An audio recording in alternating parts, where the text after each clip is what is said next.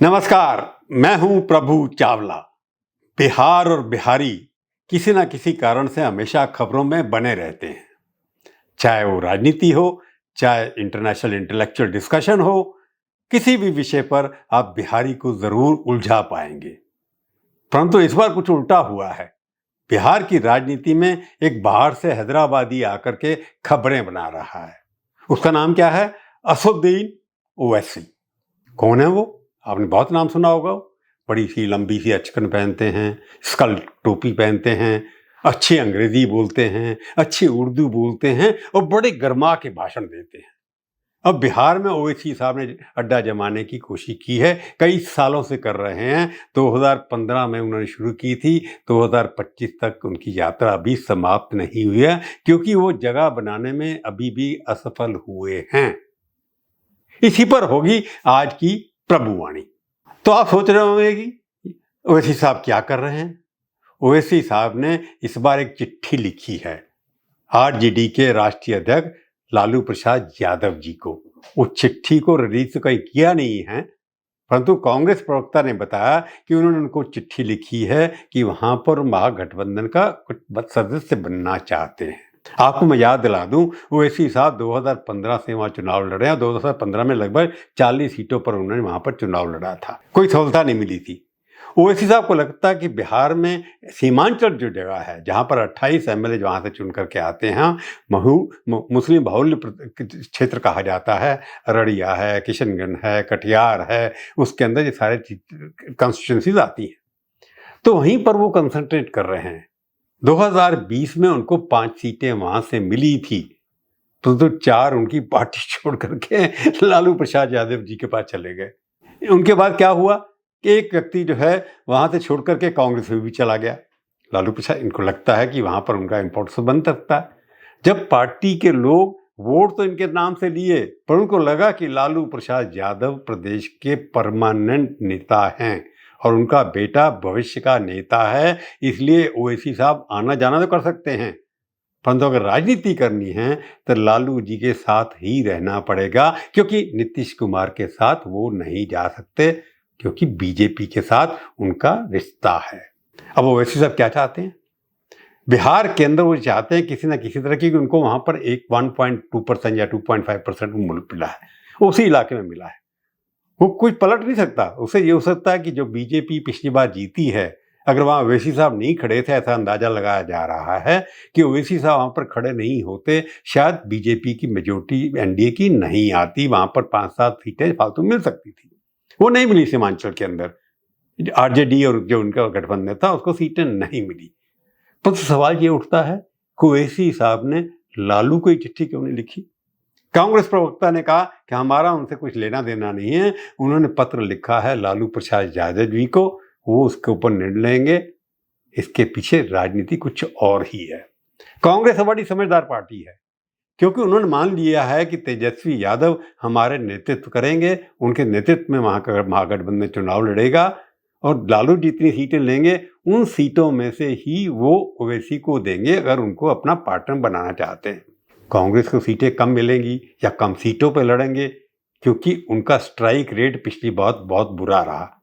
इसलिए कांग्रेस को ये लगता है वो कम सीटें लेंगे, इसलिए उनको अगर सीटें देनी हैं तो कांग्रेस के कोटे में से नहीं जानी चाहिए, वो आरजेडी या बाकी पार्टियों के कोटे में से जाने चाहिए। तो आरजेडी का फैसला करना, लालू प्रसाद जी को फैसला करना है कि उनको लगता है कि मुस्लिम यादव तो उनके पास हैं ही, क्या ओवैसी की जरूरत है कि नहीं है? बिहार में उनकी वजह से सरकारें बदल सकती हैं या बन सकती हैं, ये फैसला सिर्फ लालू प्रसाद यादव या तेजस्वी ने जी करना है। परंतु बिहार की राजनीति में जिस तरह से बीजेपी हावी होती चली जा रही है, ओवैसी पिछली बार देखा गया मुसलमान भाइयों के अंदर कि हर जगह पर वो वोट काटू ज्यादा माने जाते हैं। कई लोग तो उनको बीजेपी की बी टीम कह देते हैं, तो छवि से उनको बाहर निकलता है। इसलिए हो सकता है ओवैसी कुछ सेक्रीफाइस करने के लिए तैयार भी हों कि मैं आपको अपना नेता मानता हूं, मुस्लिम का नेता नहीं मानता, परंतु बिहार के अंदर लालू प्रसाद यादव जी या तेजस्वी यादव जी के नेतृत्व में हम चुनाव लड़ेंगे, ऐसी बात वो कहने के लिए तैयार हैं। अब सवाल ये उठता है कि ओवैसी साहब अपने ऊंचे स्थान से नीचे क्यों आए? ओवैसी साहब हैदराबाद के अंदर वहाँ के कह सकते हैं सुल्तान हैं, उनकी पार्टी वहाँ पर चुनाव जीती चली आई है। हैदराबाद के अंदर 5 बार वो चुनाव जीत चुके हैं लोकसभा का, उनको काफ़ी सीटें वहाँ मिलती रही। इस बार बीजेपी ने बहुत प्रयत्न किया कि ये हार जाए, पर फिर भी 3 लाख वोटों से ज़्यादा जीत गए। उनके भाई एमएलए हैं, वहाँ पर असेंबली के अंदर लीडर हैं। वहाँ पर वो बड़ी एक किस्म से एक्सट्रीम राजनीति करते हैं, मुसलमानों के हित में बहुत ज़्यादा बोलते हैं। परंतु ओवैसी साहब क्योंकि पढ़े लिखे हैं, जैसे मोहम्मद अली जिन्ना किसी ज़माने के अंदर बहुत बड़े बैरिस्टर इन लॉ थे, हमारे ओवैसी साहब भी बैरिस्टर इन लॉ इंग्लैंड से पढ़ के अच्छे आए हैं। उनकी भी इमेज वैसे ही बनाने की कोशिश की रही है कि मुस्लिम के बारे में बोला जाए। परंतु उनको अगर ऑल इंडिया बनाने का, क्योंकि लगा कि हैदराबाद तक सीमित रह करके वो मुस्लिम के नेता नहीं बन सकते, उनको हैदराबाद तेलंगाना से बाहर निकलना होगा। तो जब से ये आए हैं 2008 से राजनीति के अंदर आए हैं, या 2007 से, तब से ओवैसी साहब अपने फादर जो थे उनके सलाहुद्दीन ओवैसी, वो बहुत परिपक्व थे। उनको तो डिग्री भी, उनको कहा जाता था कि वो मुसलमानों की कम्युनिटी के सदर हैं, उनके मेहमान हैं। और इंदिरा गांधी उनकी पावर से इतनी स्तब्ध थी कि वो उनके दफ्तर में प्रधानमंत्री चली गई। AIIM जो उनकी पार्टी है, उसके दफ्तर के अंदर प्रधानमंत्री गई कि उनके फादर की इतनी पावर थी कि हैदराबाद रीजन में जितनी भी सीटें हैं उसके ऊपर इन्फ्लुएंस हो सकता था। तो बेटे को लगा कि सलाहुद्दीन जो उनके फादर थे उससे आगे लेकर के जाना है, तो उन्होंने अपने पांव पड़ोसने शुरू किए, घूमना शुरू किया। लगा कि मुस्लिम का नेता मैं बन सकता हूं, और देश हिंदुस्तान के अंदर 20 करोड़ लगभग मुस्लिम हैं, सारे प्रदेशों में फैले हुए हैं। तो उन्हें फैसला किया कि मुस्लिम बाहुल्य क्षेत्र जितने भी हैं, महाराष्ट्र में जो है वहां पर गए, औरंगाबाद के आसपास चुनाव लड़े। यूपी में 2017 में गए, 2016 में गए, वहां पर उन्होंने काफी वहां पर इलेक्शन भी लड़ने की कोशिश की। वेस्ट बंगाल में भी गए, कर्नाटका में भी गए। कर्नाटका में तो सारी म्यूनिसिपल कॉर्पोरेशन सीटें लड़ी, चाहे वहां की सबकी सब जमानत जब्त हो गई।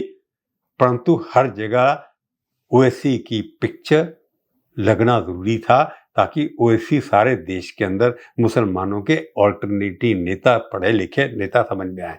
क्यों? मुसलमानों का नेता कोई है नहीं इस वक्त। कांग्रेस के अंदर भी कोई बड़े कद का मुसलमान नेता नहीं है, बीजेपी में तो है ही नहीं। मुलायम सिंह यादव की पार्टी, समाजवादी पार्टी के अंदर भी कोई बड़ा मुस्लिम नेता अभी तक सामने नहीं आया।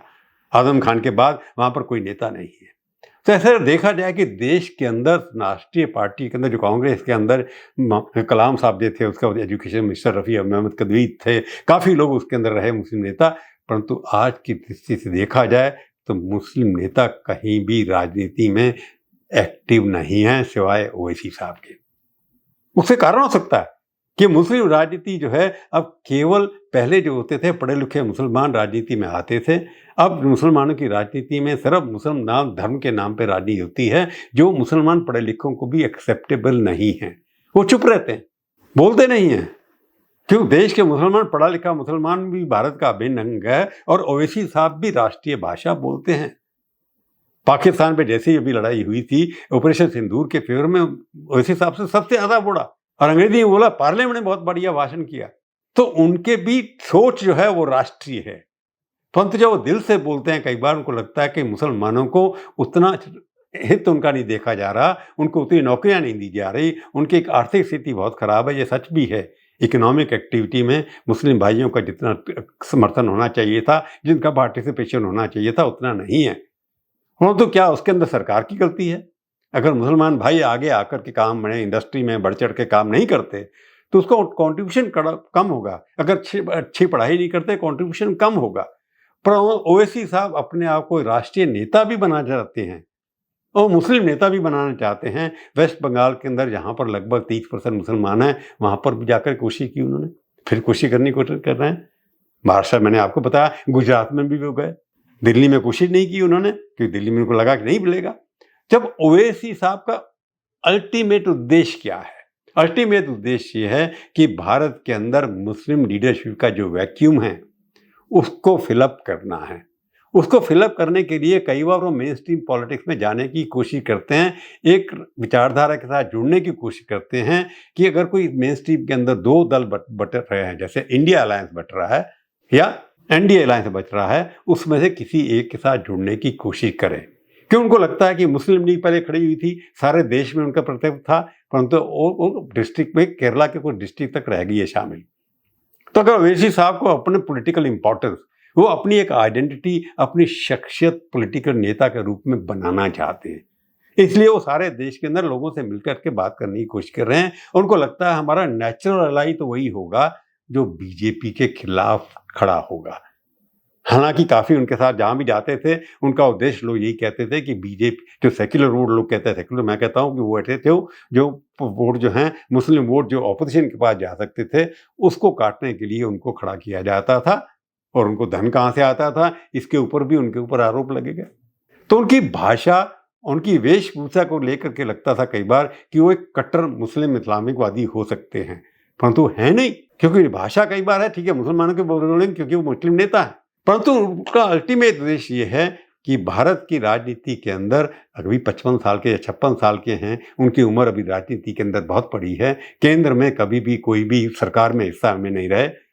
आंध्र प्रदेश के अंदर, तेलंगाना के अंदर उनके लोग कुछ मंत्री बने थे किसी पर कभी वे, परंतु कोई सरकार में हिस्सेदारी बनकर ही आप मुस्लिम के हित का ध्यान रख सकते हैं।